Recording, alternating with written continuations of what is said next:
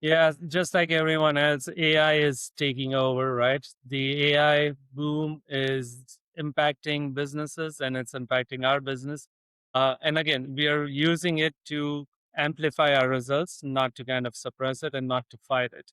So we are using AI for figuring out the hooks, creating more creatives, making sure that we are analyzing the results faster. We are getting to that customer faster or the lead faster.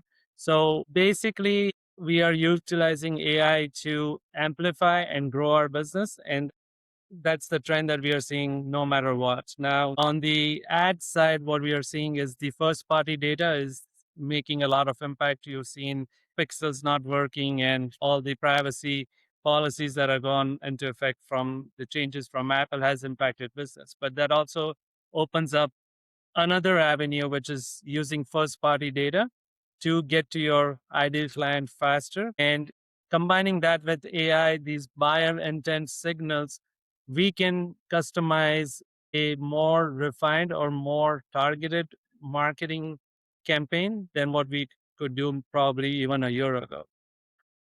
Playing with AI and making sure that we are using that to our advantage, and then also using first party data, combining that with AI is what we are working on right now. For those of our listeners that are not familiar with the term first party data, would you care to elaborate what that is?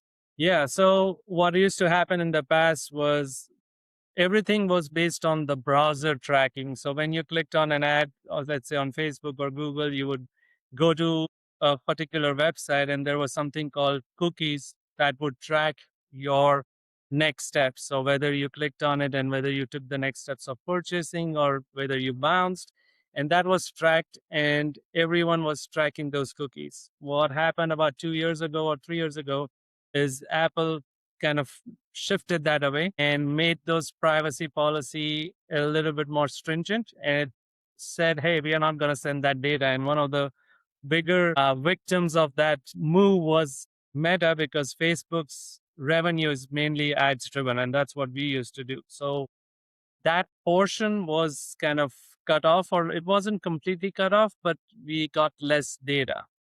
Now, because of that, what happened is the advertisers were moving to something called first party data, which means that I can bypass, I don't need to worry about the cookies. Okay. I don't want to worry about whether if I'm trying to target like a male living in Dallas driving a particular car, I'm not going to go to Facebook because Facebook doesn't have that data or has it in a limited form. I'm using that data directly from aggregators where they are verifying your information first.